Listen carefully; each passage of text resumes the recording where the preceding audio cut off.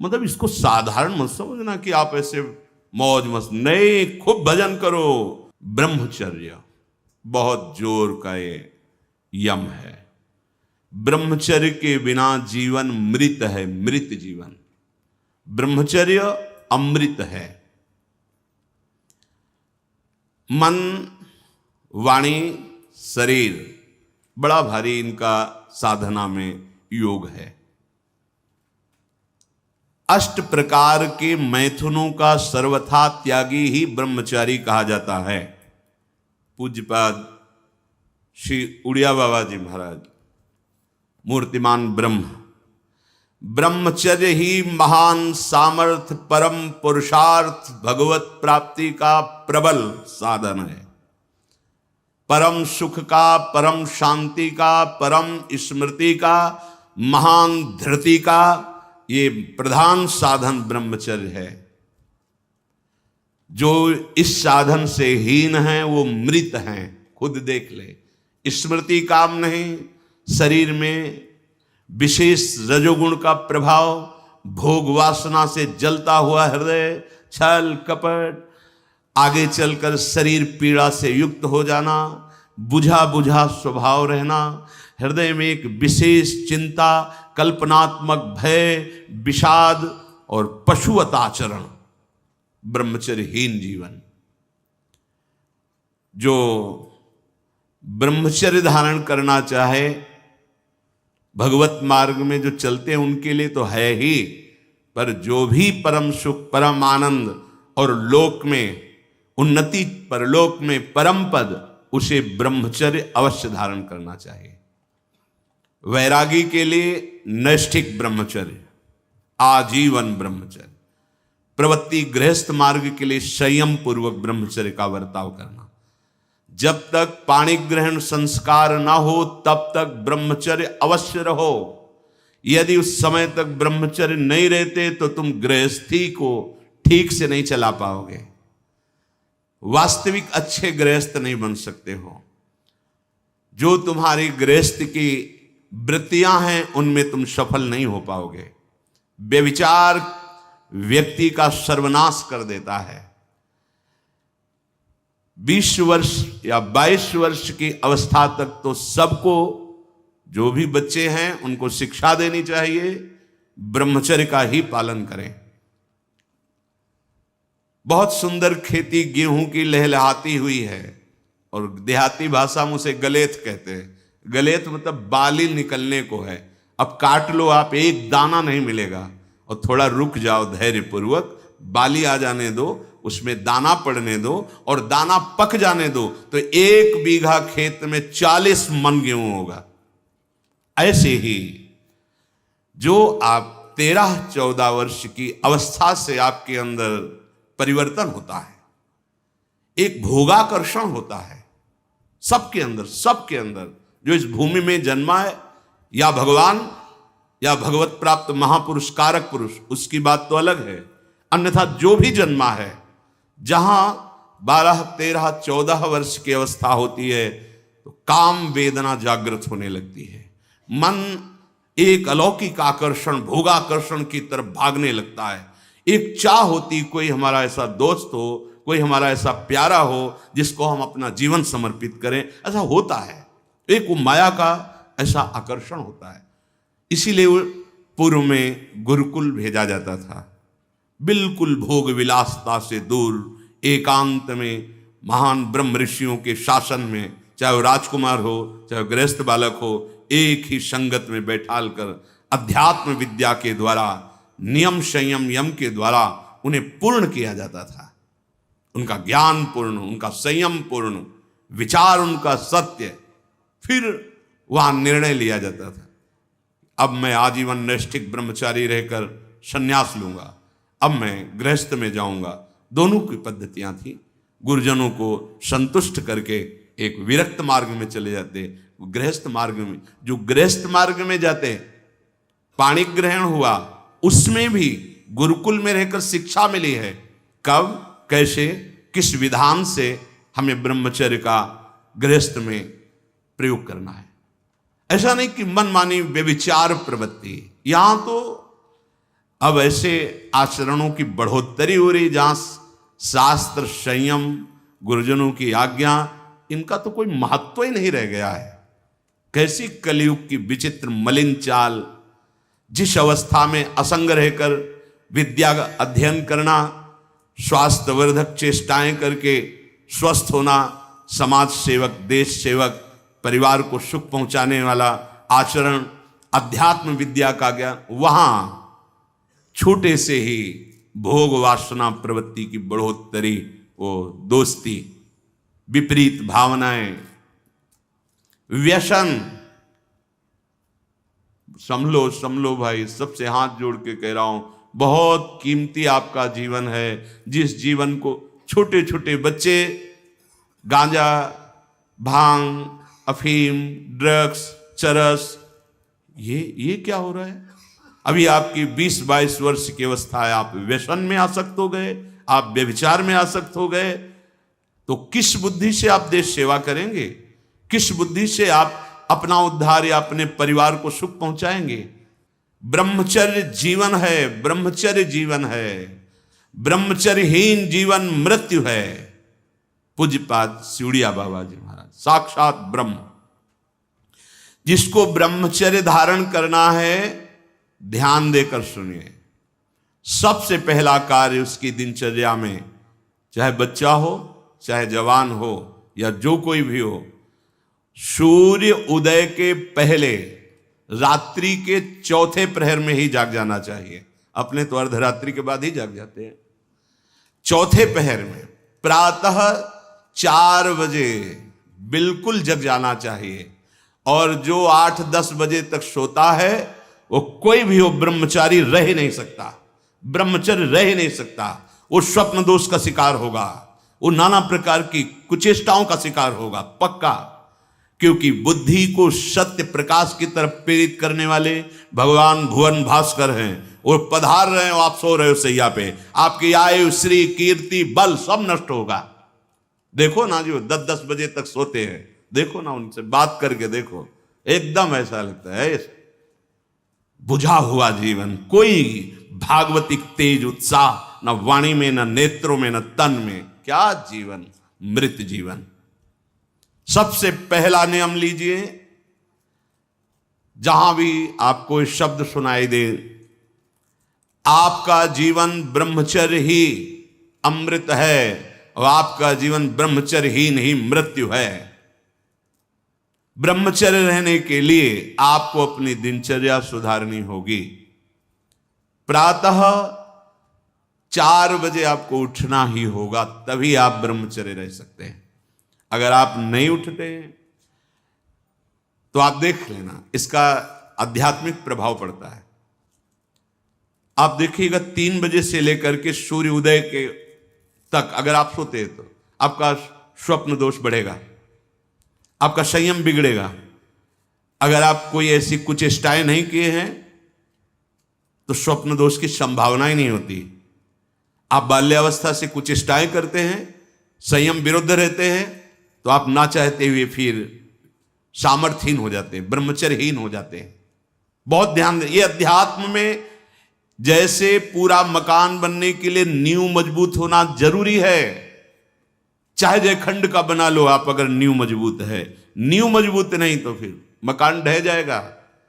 ऐसे ही ब्रह्मचर्य हर मार्ग की नींव है। चाहे जिस मार्ग में चलना चाहो, चाहे जिस संप्रदाय में चलना चाहो, चाहे लौकिक मार्ग हो या पारलौकिक, आपका ब्रह्मचर्य नींव है जीवन की। इसको मनोरंजन मत समझो। कैसी तुम्हारी दुर्बुद्धि, अपने हाथ से तुम अपना नाश करते हो। कैसी कैसी दुर्बुद्धि जागृत हो गई, सावधान। पूज्यपाद बाबा कह रहे हैं, जब प्रातः काल उठो, कोई भी हो, अगर थोड़ी भी आस्तिकता है तभी तो ब्रह्मचर्य की भावना आप धारण करोगे।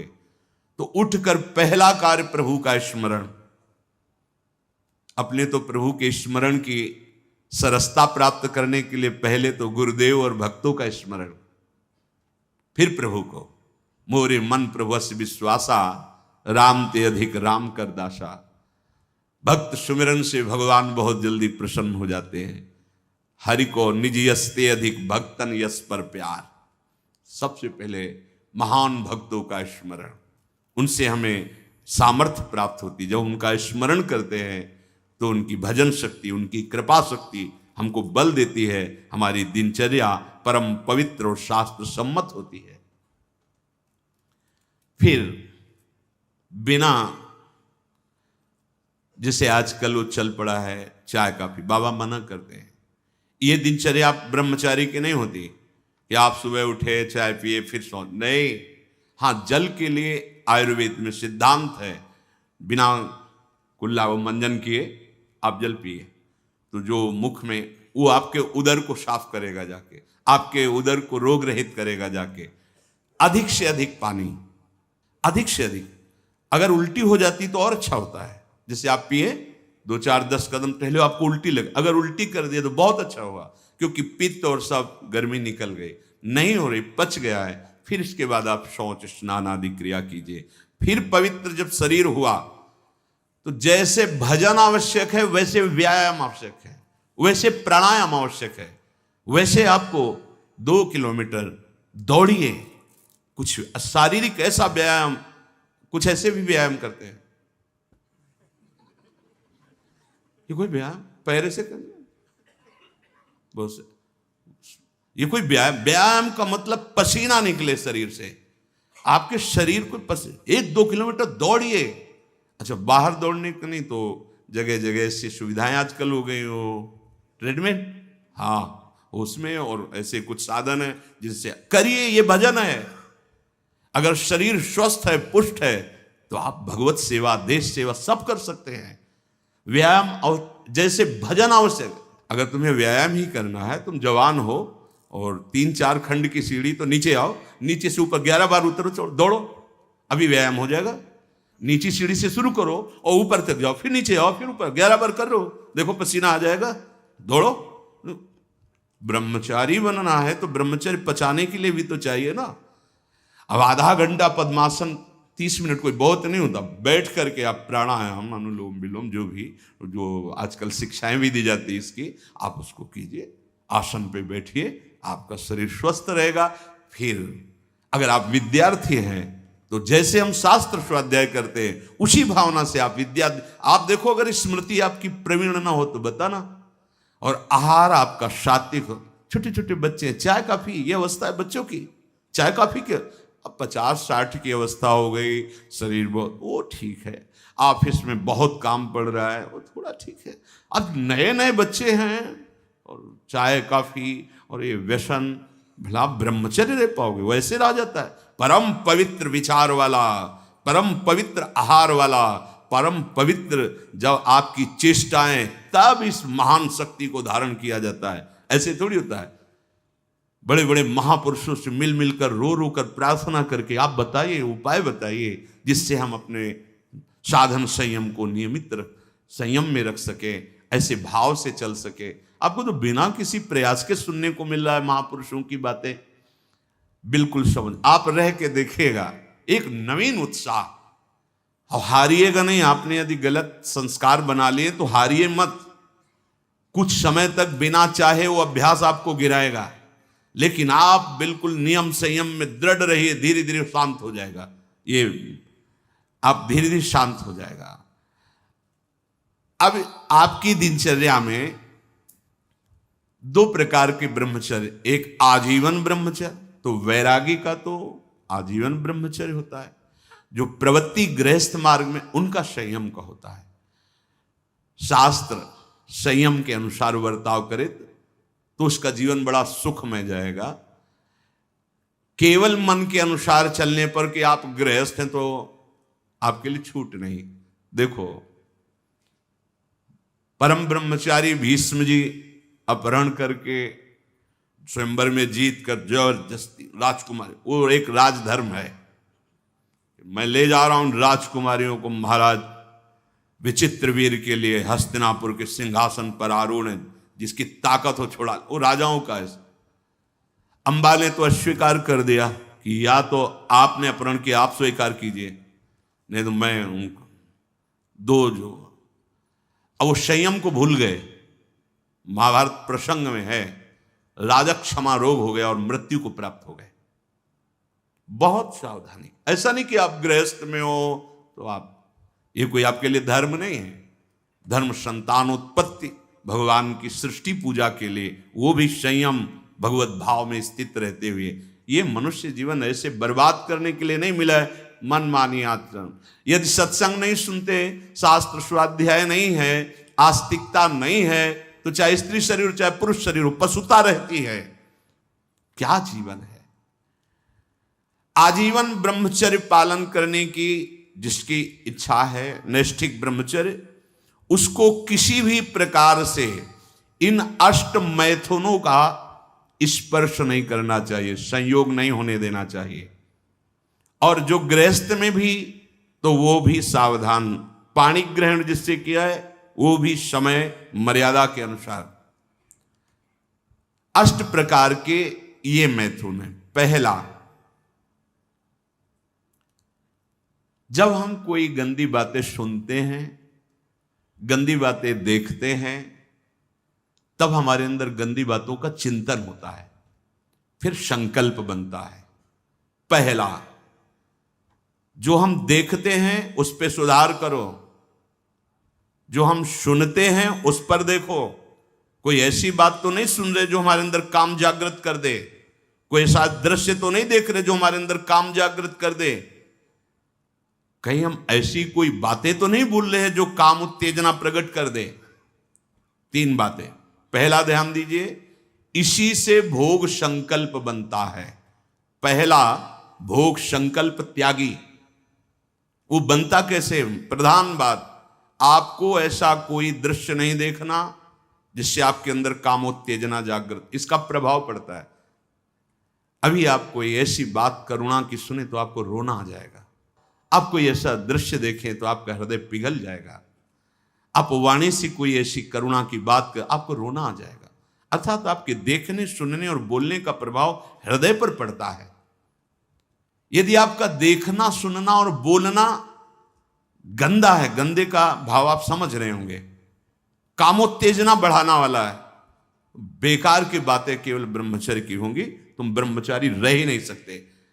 आप देखो गंदी बातें, सुनो गंदी बातें, बोलो गंदी बातें, और आप ब्रह्मचारी रह सको, सवाल ही नहीं उठता। जैसे आप गंदी बात देख रहे हैं, सुन रहे हैं, आप कोई चेष्टा नहीं कर रहे, तो भी आप ब्रह्मचारी नहीं रह पाओगे। वर्णन हुआ है शास्त्रों में। एक मनोवाह नाम की नाड़ी है, पूरे शरीर में ऐसा कहीं जैसे पित्त की थैली होती है, ऐसी कोई ब्रह्मचर्य वाली थैली नहीं है। ये यहां में हर नस नाड़ी में वो व्याप्त है सप्तम धातु।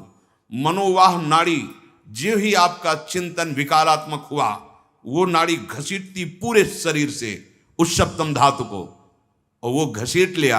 आपने क्रिया की या नहीं की, आपका चिंतन बिगड़ा हो गया, वो किसी न किसी बहाने से लघु शंका में, स्वप्न में, कैसे भी बाहर हो जाएगा, वो नहीं रुकेगा। संकल्प रहित, भोग संकल्प रहित हृदय कब होगा? जब आपका देखना, सुनना और बोलना पवित्र होगा। बहुत सावधान। आज सावधान होना तो बहुत ही कठिन है, क्योंकि मोबाइल है। जो बातें बहुत गुप्त रखी जाती थी कि नई पीढ़ी, नई समाज हमारी समय आने पर जाने। बड़े बुजुर्ग घर की माताएं बहनें, जब बेटी का ब्याह होता था तब एकांत में शिक्षा देती थी, तुम्हारा पति ऐसा, ऐसे व्यवहार करना, ऐसे चलना, अब तुम गृहस्थ में जा रहे हो तो ऐसा ऐसा। अब छोटे छोटे बच्चे बूढ़ों को समझा सकते हैं, इतना ज्ञान है उनको, क्योंकि हाथ में मोबाइल है। गूगल में सर्च करो, यूट्यूब में सर्च करो, आपको सब शिक्षाएं मिल जाएंगी, जिस मार्ग की, चाहे अध्यात्म मार्ग की या कुमार्ग की, सब भरी हुई हैं। और प्रायः कोई बिरला ही होगा जो मोबाइल रहित हो। जैसे भगवान सर्वत्र विराजमान है, ऐसे माया ने सर्वत्र रचना कर दी मोबाइल की। हर चीज में कुछ गुण हैं, कुछ दोष हैं। अगर मोबाइल रखो तो गुण ग्रहण करो, बहुत आवश्यक है। ठीक है, आप कहीं ऐसी जगह फंस रहे हैं, फोन कर दिए, सहयोग मिल गया, आप पुलिस को फोन कर सकते हैं, घर को फोन कर सकते हैं। जहां चिट्ठी जाती थी महीनों में, वहां मिनट में बात कर लो, बड़ी सुविधा है। लेकिन कुमार्गगामी प्रवृत्ति की सुविधा उसमें मत लीजिए। अगर आप वो बातें देखेंगे, आपके पास मोबाइल है, एकांत हुए और आप 4 साधक बैठकर या 4 नौजवान बैठकर आप अपने को संभाल नहीं सकते। एक दृश्य देखा आज आमिल ने कि एक वैश्या किसी के साथ जंगल में ऐसे, उस दृश्य ने नीच आचरणों में फंसा दिया। एक दृश्य देखा, सौभरी ऋषि ने मछली की 50 राजकुमारियों से ब्याह किया जाके मानधाता की। दृश्य ही देखने मात्र से भ्रष्ट हो जाना होता है।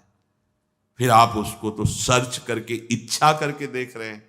हाथ जोड़कर प्रार्थना है, इस आग से बचो। ये आग तुम्हारे सुकृतों का नाश करके, तुम्हारी जीवनी शक्ति का नाश करके तुम्हें ऐसे चिंता, शोक, ऐसे दुख में फंसा देगी, फिर नहीं निकल पाओगे।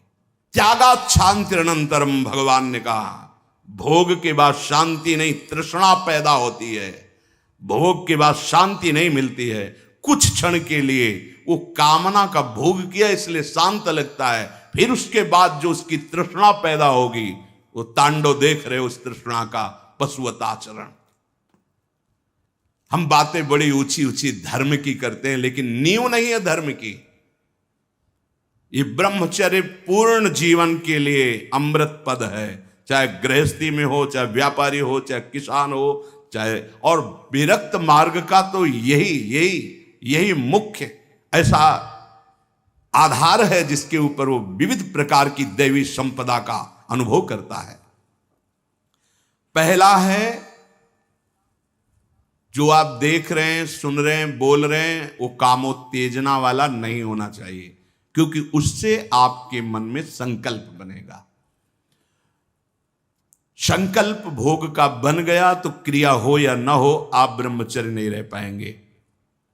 एक बार परमहंस स्वामी श्री ओंकारानंद सरस्वती जी महाराज, साक्षात मूर्तिमान ब्रह्म, नजफगढ़, कानपुर, गंगा के किनारे, बहुत ही ज्ञान संपन्न महापुरुष, तो हिम्मत करके पूछा गुरुजनों से, तो अपनी बात, महाराज जी पूर्ण ब्रह्मचर्य रहने में कई ऐसे साधकों में परस्पर वार्ता को कहते हैं स्वप्न दोष हो जाता है, तो हम कैसे अखंड ब्रह्मचारी माने जाएंगे। महाराज ने जो वचन बोले, यदि आप कोई कुचेष्टा नहीं करते और कुछ काल के बाद ऐसा होता है, आपने स्वप्न में भी कोई गंदे दृश्य या गंदी भावना नहीं देखी, स्वाभाविक आप जगे ऐसा, तो बोले जैसे उफान आती है किसी वस्तु में, वो वास्तविक जो ब्रह्मचर्य, जो संतानोत्पत्ति वाला, वो नहीं निकल पाएगा। उसके ऊपरी भाग का, उससे कोई हानि नहीं होती। यदि आपने कुछ चेष्टा पहले से अभ्यास की है और आपका स्वप्न में गलत संकल्प बन गया है, फिर वो वैसा माना जाएगा। इसलिए संकल्प का त्याग करे, कभी कुचेष्टा न करे। स्वाभाविक कभी खान पान बिगड़ गया या कभी स्वाभाविक ऐसे अधिक श्रम, अधिक थक जाने से ऐसा हुआ, तो बोले वो ब्रह्मचर्य खंडन नहीं माना जाता, ऐसा उन्होंने बताया। दूसरा, अब हम सामने तो आंख नहीं मिला रहे काम भाव से, लेकिन हम छुप करके किसी शरीर को देख रहे हैं। किसी शरीर का प्रयोग इसलिए किया कि चाहे जो साधक हो, जिस भावना का साधक हो, काम भाव से किसी भी शरीर को देखना, वो उसके लिए अष्टमैथुनों में आता है और वो ब्रह्मचर्य नहीं धारण कर पाएगा। भावनाएं हैं अलग अलग, काम भावना का अलग अलग आरोप शरीरों में किया गया है। समय परिवर्तन के साथ बुद्धि का परिवर्तन होता जाता है, कामनाओं का अलग रूप होता चला जाता है। जो हमने कभी शास्त्रों में नहीं पढ़ा वो देखने को मिल रहा है। किसी भी शरीर की तरफ छुपकर या किसी बहाने से काम भाव से देखना, अगर ऐसा देखते हैं तो आप अष्टमैथुनों के अंतर्गत है और आपका भाव बिगड़ जाएगा, आप संयम से नहीं रह पाएंगे। एक बार दृष्टि भूल से चली जाए उसे देखना नहीं कहते। जैसे आप मारो, अचानक दृष्टि गई, बस आप हटा लीजिए। जैसे यमुना स्नान करने गए, गंगा स्नान करने गए, यहाँ जहाँ सब परिवार के परिवार स्नान करते, अचानक दृष्टि गई है, अब दोबारा नहीं देखना। अगर दोबारा देख लिया तो अष्ट मैथुन के अंतर्गत आता, वो आपका भाव बिगाड़ देगा। भूल से दृष्टि चली जाए तत्काल उधर से दृष्टि हटा लें। किसी भी माता बहन को, जिसको जो गृहस्थ में पाणी ग्रहण किया वो अर्धांगिनी, इसके अलावा जहां भी दृष्टि जाए अपनी दृष्टि को सुधारना है। जैसे हम अपनी माँ के पास रहते हैं तो क्या भाव, कोई गलत भाव थोड़ी आता। अपनी बहन के साथ रहते हैं तो क्या गलत भाव आता है? वो तो राक्षस है जिसके अंदर गलत भाव है, वो मनुष्य थोड़ी है। अरे बहन बेटी माँ है तो परम पवित्र, इनके तो चरण रज माथे पे रखते हैं, माथा इनके चरणों में रखते हैं। देखो कितनी सुंदर रीति हमारी ने तो देखा है। कभी बेटी से पैर नहीं छुआते थे पिता, पैर छूते ही थे। हाँ, बेटी के पैर छूते, ये देवी दुर्गा के स्वरूप मानते, एक कन्याएं ये सब भगवती का स्वरूप है ऐसा मानते। और बहन जब राखी बांधती है तो भाई तो माथा रखता ही है, चरण छूता ही है, पूज्य भाव रखना। ऐसे ही जननी सम जान ही पर नारी, ये सब भगवती अम्बा की अंश स्वरूपा है। अपने लोग तो सब श्री जी की सखियां हैं, लाडली जी की दुलारी प्यारी सखियां हैं, अपने को ऐसा भाव